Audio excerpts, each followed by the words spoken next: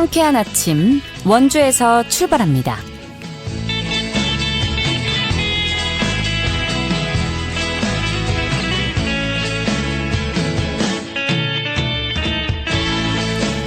여러분 안녕하십니까? 7월 13일 월요일 KBS 원주방송국에서 보내드리는 상쾌한 아침, 원주에서 출발합니다. 저는 진행의 이은주입니다. 아침부터 맑은 하늘 아래 더위가 느껴집니다. 아침 최저기온 24도 안팎으로 출발하고 있는데요. 하늘에 점점 구름이 많아지겠지만 한낮의 기온 35도까지 올라 찜통더위가 느껴지겠습니다.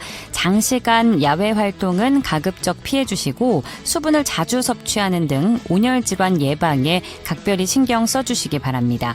오후부터 밤 사이에는 5에서 20mm가량의 소나기가 내리는 곳도 있겠는데요. 오늘과 내일을 비롯해 이번 한 주 비 소식이 자주 들려오겠습니다. 당분간 외출하실 때는 우산 챙겨 다니시는 게 좋겠습니다. 오늘 준비한 소식입니다. 강원 지역의 교사 10명 중 8명이 학교에서 학생들이 온라인 발언, 혐오 언어나 조롱 표현을 쓰는 것을 직접 목격했다는 조사 결과가 최근에 발표됐습니다. 관련 이야기 나눠보고요. 원주를 대표하는 특산물이죠. 치악산 복숭아가 올해 본격적인 출하 시기를 앞두고 있습니다. 올해 작황은 어떤지 리포터 코너에서 달콤한 소식 전해드립니다. 끝으로 각 지역과 연결해 영서남부권의 생생한 소식 전해드리는 통신원 코너 준비되어 있는데요. 오늘은 영월군 소식 함께하도록 하죠. 7월 13일 월요일 상쾌한 아침 원주에서 출발합니다.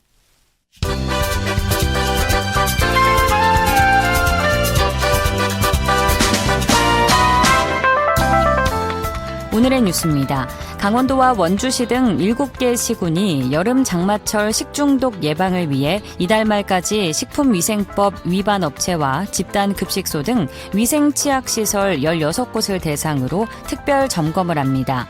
주요 점검 항목은 식품위생법과 소비기한 준수 여부, 종사자들의 위생기준 준수 여부 등입니다. 또 식중독 가능성이 있는 조리식품 등을 수거해 검사하고 위생수칙도 교육합니다. 평창군이 피서철을 맞아 다음 달 말까지 흥정계곡에서 불법 현수막을 집중 단속합니다.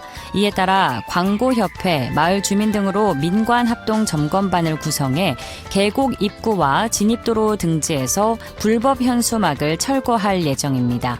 특히 현수막을 걸다가 현장에서 적발되면 과태료를 부과할 방침입니다.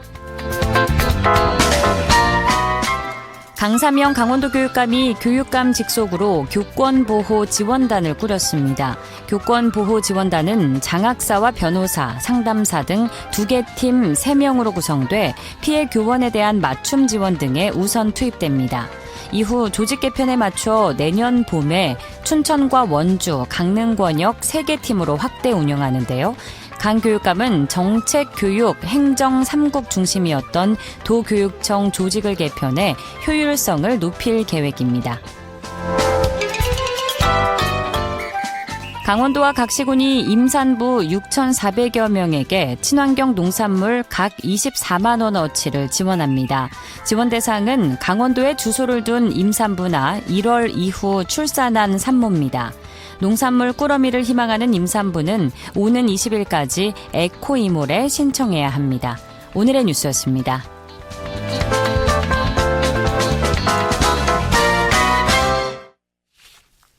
상쾌한 아침 원주에서 출발합니다. 함께하고 계십니다.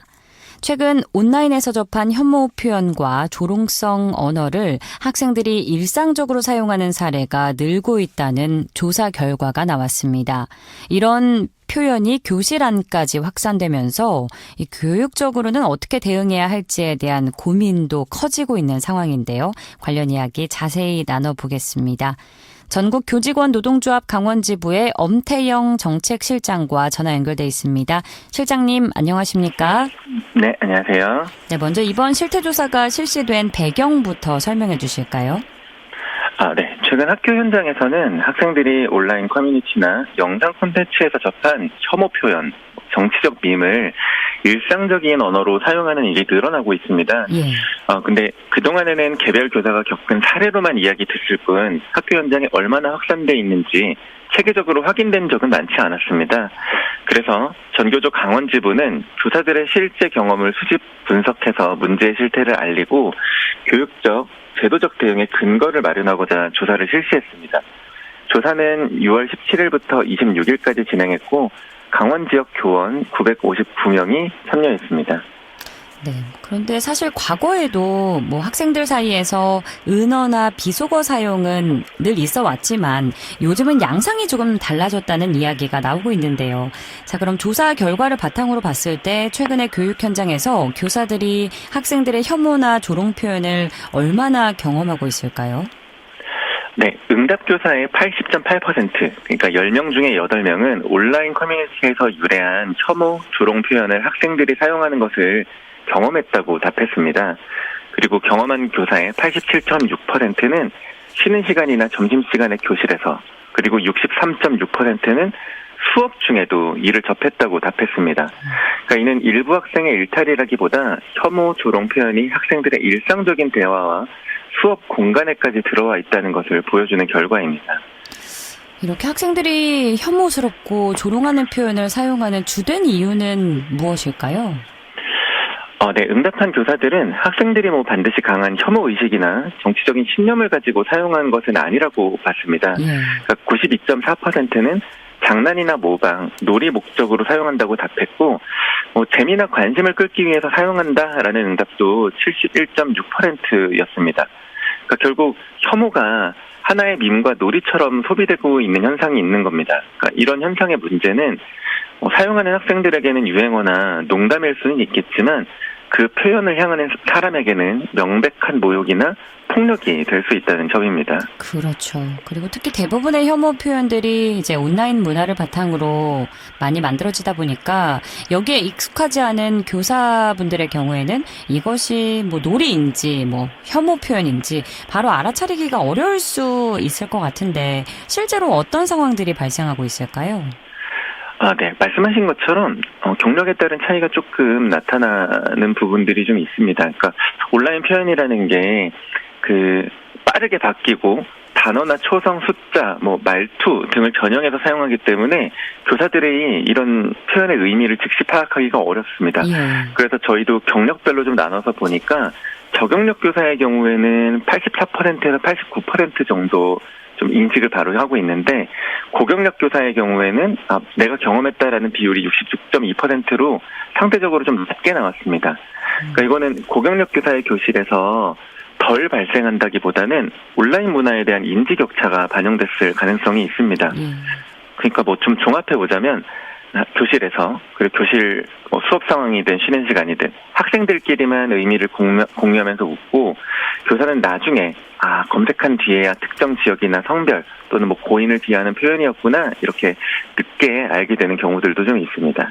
학생들 입장에서는 이걸 그냥 단순한 놀이 목적으로 교사 앞에서 이야기를 할 텐데 교사분들 입장에서는 이게 언어의 의미도 알기 어렵기 때문에 뉘앙스나 그런 분위기로 그냥 추측을 해볼 거고요. 그런 과정에서 아무리 농담이어도 불쾌감을 느낄 수밖에 없을 것 같은데 이런 표현이 이제 학생들의 일상적인 대화 속에서 사용되는 경우가 많다 보니까 교사분들 입장에서는 교육적으로 지도하는 데 부담이 클 것 같습니다. 이런 부분에서 또 관련 조사 결과가 나왔다면 설명해 주시죠.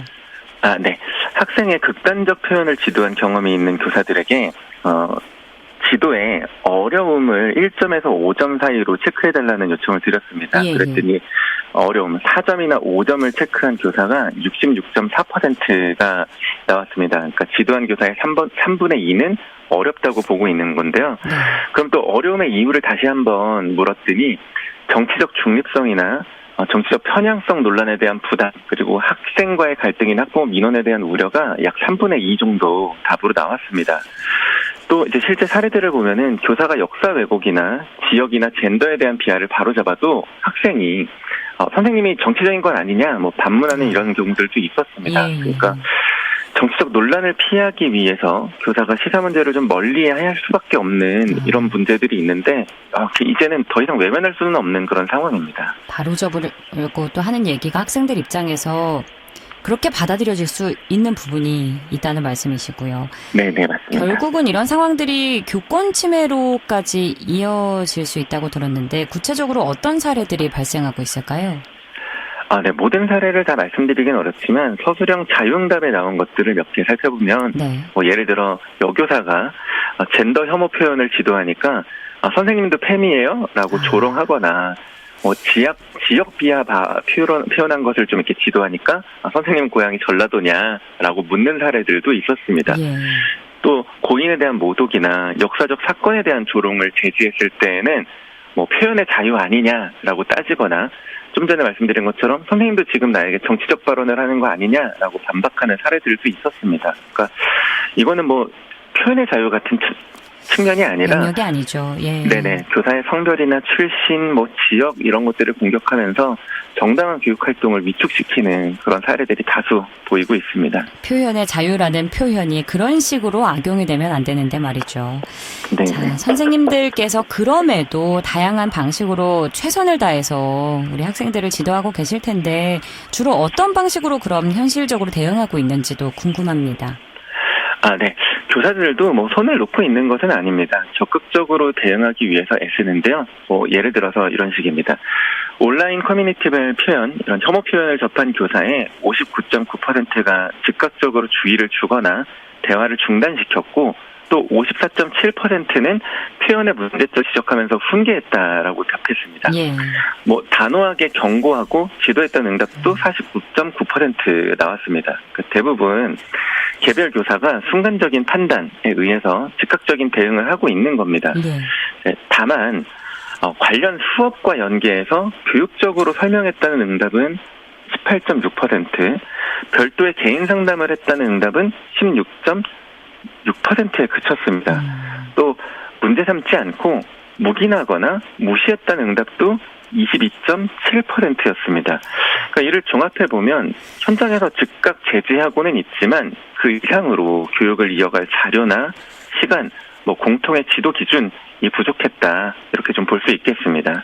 네, 현재의 대응 방식이 아무래도 현실적으로 맞춤형으로 개별적으로 상담을 하면서까지 하는 데는 한계가 있어 보이는데 그렇다면 이런 문제를 개선하기 위해서 좀 어떤 제도적, 교육적 보완이 필요하다고 보실까요? 네. 먼저 첫 번째로 혐오와 차별, 역사 왜곡에 대해서 지도하는 것은 정치적 편향이 아니라고 그리고 정당한 교육 활동이라는 것을 교육 당국이 분명히 해야 합니다. 예. 네, 두 번째로 계속해서 만들어지는 이런 온라인 혐오 표현의 용어들 그리고 의미, 실제 지도 사례를 담은 학교 급별 자료와 대응 기준이 마련되어야 합니다. 또 세 번째로 우리 학생들을 대상으로 하는 교육도 그런 용어를 쓰면 안 된다라는 단순한 훈계에 머물러서는 안 됩니다.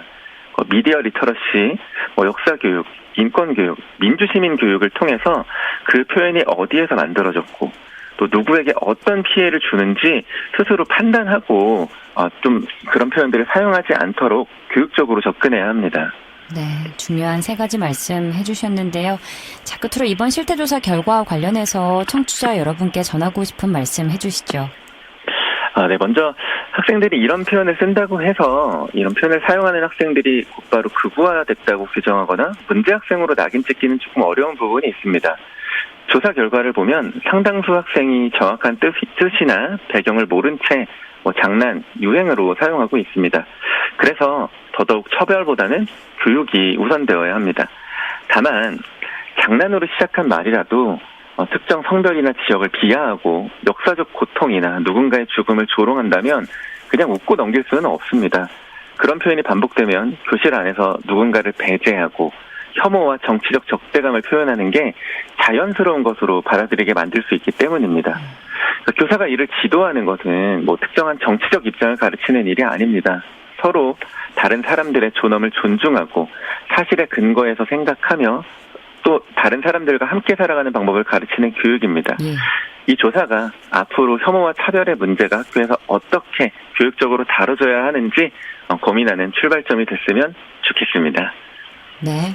학생들의 언어를 단지 통제의 대상으로만 바라보는 것이 아니라 교육적으로 이걸 어떻게 풀어갈 것인지가 교육자로서는 무엇보다 큰 고민이지 않을까 싶은데요. 학생들이 혐오와 차별이 아닌 존중을 배울 수 있도록 학교와 사회가 앞으로 어떻게 역할을 나눌 수 있을지 계속해서 논의가 이뤄져야 하지 않을까 하는 생각이 듭니다.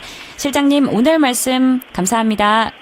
네, 감사합니다. 전국교직원노동조합 강원지부의 엄태영 정책실장과 함께했습니다.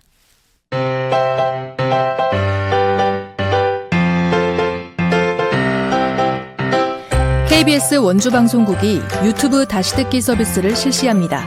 매일 아침 강원 영서남부권의 뉴스와 정보를 전해드리는 상쾌한 아침 원주에서 출발합니다는 KBS 원주라디오 유튜브 채널을 통해 다시 들을 수 있습니다.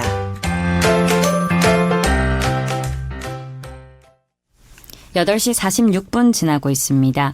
7월에 접어들면서 여름을 대표하는 제철 과일들이 본격적인 출하를 앞두고 있는데요. 원주의 대표 특산품인 치악산 복숭아 역시 수확을 시작해서 소비자들을 만날 준비를 하고 있습니다. 관련 내용 리포터 현장에서 만나보죠. 추인혜 리포터 함께합니다. 어서 오세요. 네, 안녕하세요. 네, 올해 원주 복숭아 농가들의 작황 상황과 출하 분위기가 어떤지 궁금합니다. 네, 여름철 갈증을 해소해주는 달콤한 과일하면 복숭아인데요. 네. 원주의 복숭아 농가들도 전국적으로 맛과 명성을 자랑하고 있는데 원주의 대표 특산품인 치악산 복숭아도 과수를 수확하면서 농가에서 바쁜 시기를 보내고 있습니다. 원주 치악산 복숭아가 맛있는 이유는 지리적인 특징 덕분인데요. 치악산 근처에 위치한 지역에서는 낮과 밤의 일교차가 심하고 일조량이 풍부한 청정 지역에 있어 다른 지역에 비해서 이 복숭아 당도가 월등하게 높다고 합니다. 또 이 치악산 자락에 물 빠짐이 좋은 경사지에서 재배되는 것도 한몫하는데요. 다행히 올해 원주 농가에서는 최근 몇 년 동안 농민들을 괴롭혔던 봄철 냉해 피해가 줄어서 알이 굵고 예쁜 정과들이 잘 익어가고 있다고 합니다. 다만 본격적인 출하 시기인 8월 말까지 집중호우나 태풍 같은 이상기후 변수가 남아있어서 농민들은 끝까지 긴장을 놓지 않고 방제 작업과 수확 전 전정 작업에 열을 올리고 있다고 하는데요. 네. 오늘은 치악산 복숭아의 상황에 대해서 이야기를 들어봤습니다. 다만 지난주에 비가 많이 왔을 때 이야기를 들어서 예. 빗소리가 많이 들어간 점 참고해 주시고요. 남이농원의 류경숙 복숭아 명인 이야기 들어보시죠. 치악산 복숭아가 맛있다는 거는 이제 일교차가 심하고요. 여기 청정 지역이잖아요. 그래서 선호하시는 것 같아요. 그래서 당도가 좋잖아요. 일교차가 심하면 모든 게 당도가 좋아져요. 낮과 밤의 차이가 많아요. 여기가 소초가 이제 치악산 미치고 일교차도 좋고 청정 지역이 이러다 보니까 많이들 찾으시더라고. 많이 서울로 그때는 공판장으로 해서 많이 나갔죠. 로컬하고 이제 백화점하고 개인 판매들을 많이 하셔요. 저기 원예농협 거기 예, 예, 단계동 거기 있어요. 당도가 14, 15 막 이렇게 나와. 17 이렇게도 나와요. 엄청 많이 나와요, 당도가. 우리는. 네, 올해 원주 복숭아 출하가 어떻게 될지 궁금한데, 그런데 원주 농가에서는 원주시의 지원을 받아서 공부도 열심히 하고 있다고요? 네, 원주 복숭아 농가들은 좋은 품질에 안심하지 않고 경쟁력을 높이기 위해서 공부와 지원, 도전도 소홀히 하지 않고 있는데요. 소초면 농가들은 원주시 농업기술센터에서 운영하는 전문가 교육 프로그램인 복숭아학과에 매주 수요일마다 참가하면서 끊임없이 연구를 하고 있다고 합니다. 이 프로그램에는 전국 각지의 유명 강사들이 전문가로 초빙돼서 최신 재배 기술을 배울 수 있는데요. 농가에서는 과거에는 비가 오면 복숭아가 물을 많이 먹어서 당도가 떨어진다는 인식이 있었는데 요즘에는 이 교육에서 배운 대로 오히려 물을 충분히 공급해주면 당도가 유지된다, 이런 이야기를 하기도 했습니다. 원주시 역시 보조사업을 활발하게 지원하고 있는데요. 가뭄이나 기후변화에 대응할 수 있는 관수시설 파이프 설치나 가지를 단단하게 고정해주는 우산대 지주 기반시설 등을 지원하고 있습니다. 있습니다. 이런 지원과 농가의 노력 덕분에 최근에는 과거 도매 공판장 중심의 출하를 넘어서 유통 경로도 아주 다양해졌는데요. 원주산 이 복숭아들은 까다롭기로 소문난 서울의 대형 백화점들에 정기적으로 고정 납품되고 있고요. 또 원주 로컬푸드 매장이나 산지 직송, 온라인 예약 판매, 개인 주문까지 활발하게 구축돼서 매년 이 전량이 소비되고 있다고 합니다. 농가 이야기 이어서 들어보시죠. 작년에도 매상이 괜찮았는가 보더라고요. 당도가 좋았잖아요. 저희 거도 엄청 좋았지만 다른 집도 당도가 나쁘진 않았어요. 올해도 이제 이때만 지나면 괜찮아요. 그리고 우리는 비가 와도 복숭아 당도 떨어져서 못 팔지 않아요. 그래서 교육할 때도 그래. 뭐 비가 와서 당도 떨어진다는 거 그거 아니라고. 저는 근데 올해 냉해 때문에 많이 망가졌어요. 우박도 보다가. 그리고 복숭아가 기형가가 많아요. 지금. 근데 지금 냉해 피해를 많이 받아가지고 지금 이렇게 짱구 같은 게 이런 게 엄청나요. 제 것만 그런 게 아니라 지금 올해 냉해로 해서 조금 품질이 그래서 거기서 이제 올라가야죠. 거기서 골라서 백화점 가고. 네, 현장 인터뷰 특성상 날씨의 영향으로 인터뷰 전달이 매끄럽지 못한 점 다시 한번 양해 부탁드리고요. 자, 올해 원주 복숭아 출하 일정과 축제 소식도 전해주시죠. 네, 우선 농민들은 브랜드 인지도 확보를 위해서 원주시 차원의 더 적극적인 마케팅이 필요하다는 말을 전했는데요. 전국적으로 이 원주 치악산 복숭아의 우수성이 더 알려진다면 가격 경쟁력 확보에 도움이 될 거라는 말을 전했습니다. 또 올해 원주 복숭아는 7월 중순부터 시작해서 10월 초까지 순차적으로 출하됩니다. 또 8월에는 매년 열리는 치악산 복숭아 축제도 열리니까요. 올여름 농가가 정성껏 키운 원주 복숭아 또 많은 기대와 사랑 이어가 주시길 바랍니다. 네, 원주의 대표 특산품인 치악산 복숭아 출하를 앞두고 농가 상황 들어봤습니다. 오늘도 소식 고맙습니다. 추인애 리포터였습니다. 네, 감사합니다.